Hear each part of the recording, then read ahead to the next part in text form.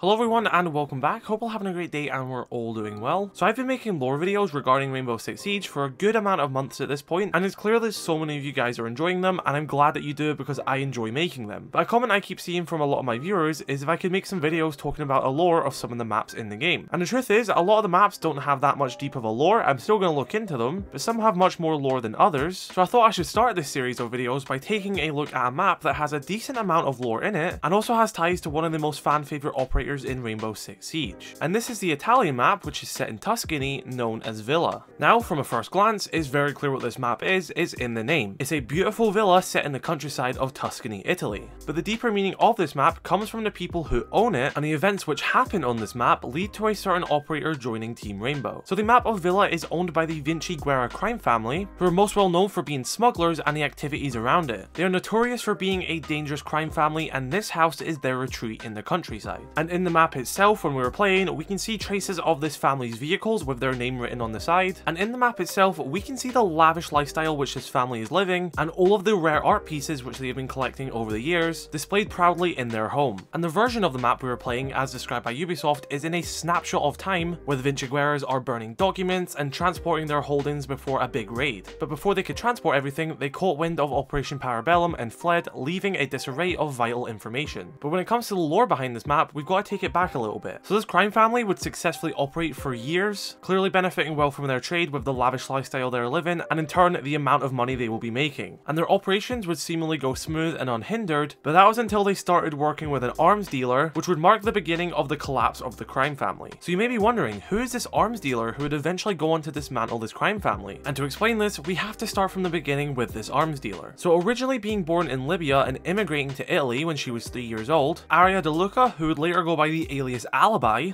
was born into her family where her father was a weapons manufacturer. Due to this, even at a young age, she had a great understanding of the usage of Italian firearms and how to respect them and use them correctly. At the age of 18, she would enter shooting competitions at the European Championships, and in this, she won gold in both the 10-meter running target and 10-meter air pistol division. After the conclusion of this event, a Carabinieri recruiter convinced her to join the police force. Due to already being highly skilled with weapons, she shot up the ranks quickly and would serve time with, and I apologize if I pronounce this wrong, the elite Raggramento Operativo Speciale, which was a special operations group of the Italian Carabinieri. And during her time here, she would help fight organized crime, and this would eventually help her earn a spot in the JYS, which is the most prestigious armed forces unit in Italy. And after a successful operation in Afghanistan, where she was separated from her unit, she was singled out and given a new task, to work undercover in an organized crime family. And this was of course the Vinciguerra crime family. So using her extensive knowledge of weapons that she learned from her father's ordnance business since a young age, she would work with the crime family, building up her reputation, and done this over the course of several years. This allowed her to be really close inside the family and would eventually start bringing them down from the inside. The undercover operations were going well, and the Vinciguerras were diminishing in power over time. However, that was until one day there was a leak in the newspaper which talked about an impending operation against the Vinciguerras. The Vinciguerras would flee the villa, however, not having enough time to take everything with them would leave a lot of vital information behind. And this is the version of the map we are playing in game where the Vinciguerras have fled, and the villa is left in an array where there's vans still waiting to be loaded, there's tables overturned, and there was clearly a frantic panic before the crime family left. Using all this intel which the Vinciguerras left behind in their villa, the JYS would successfully manage to dismantle this crime family's operations, with some operations we will go on to learn in a minute. But one of the most prominent JYS operators that was deployed during this time to take down the crime family was a man by the name of Adriano Martello, aka Maestro. And it turns out over the several years which Alibi was undercover, Maestro and many of the other JYS operators would be working on her information and acting on the leads she was giving them. Despite Alibi's undercover operation being cut short by a newspaper leak, it was still successful in the end and the crime family was dismantled. Alibi received the invitation to join Team Rainbow. Around this time as well, Adriano would also join Team Rainbow, representing the Italian units, and that was Operation Para-Bellum. From the psychological report on Alibi taken by Dr. Harish Papande, of course when he was still alive, and we learned that the person who potentially leaked this information to the newspapers was none other than Alibi herself. And to understand why, we have to read this psychological report. So the report says the following: Specialist Aria de Luca, aka Alibi, presents a multi-layered facade, undoubtedly stemming from her years of undercover operations, but I suspect it's a protective measure likely rooted in her childhood. She carries a deep-seated hatred for crime families. That much is obvious. It's the closest I've come to seeing her sophisticated veneer crack. And I think it may compromise her ability to operate rationally when it comes to organized crime. Thanks to my contact within the Carabinieri's Chief of Staff office, I was able to gain access access to Specialist DeLuca's psych evals following her application to join the GIS. Cross-analysing that with old police records and her family's hospital visits, I believe her father was a victim of Pizzo or a protection racket. Unless DeLuca Sr. was unlucky enough to repeatedly break fingers, fall downstairs, and break his own arm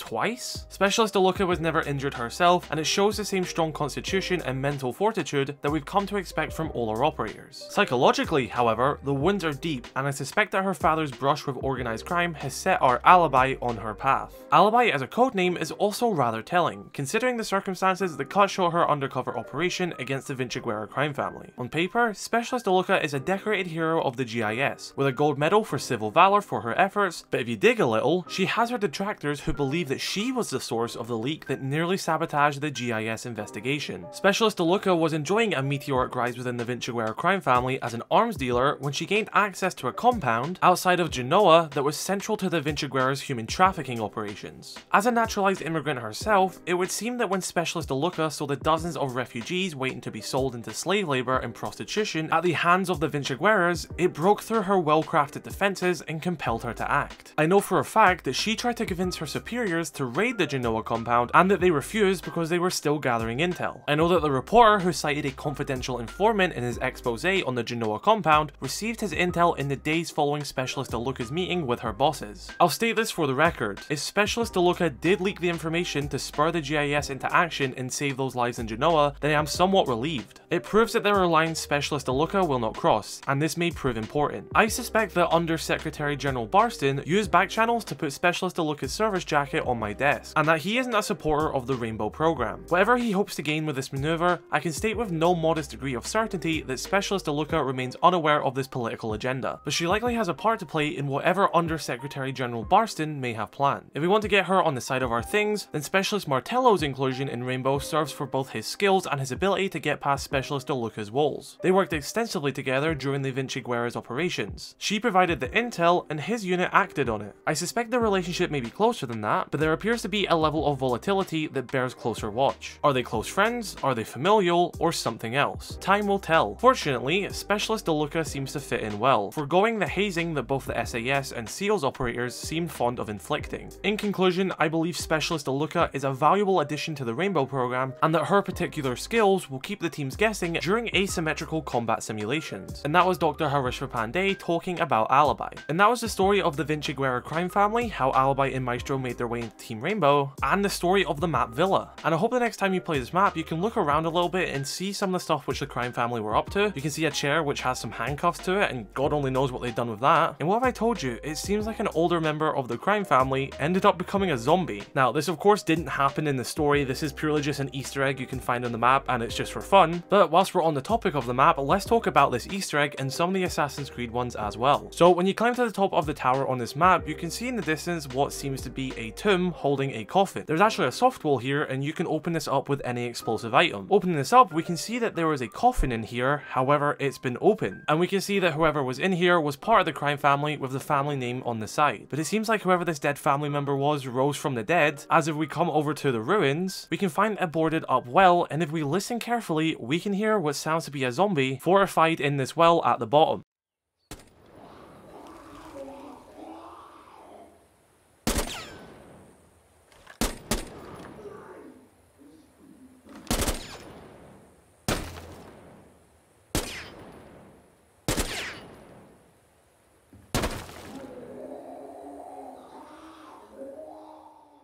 So as ruthless as this crime family is, it seems like they didn't have the heart to even kill their dead family member. Of course, this didn't happen in the story, this is just a fun little Easter egg. I also believe it's a reference to The Walking Dead, to the iconic well scene in one of the earlier seasons. But that was just a cool little Easter egg I wanted to make you guys aware of. And of course, being in Italy, there's a lot of Assassin's Creed Easter eggs as well. You can see the assassin's signet on this fountain. The large tower has some climbing holes where assassins would usually use to climb up buildings. Looking over to the town in the distance, it seems like Ezio is perched at the top of one of these towers. And finally, shooting the hay bale at the bottom of the tower plays the sound it makes when you do a leap of faith in Assassin's Creed.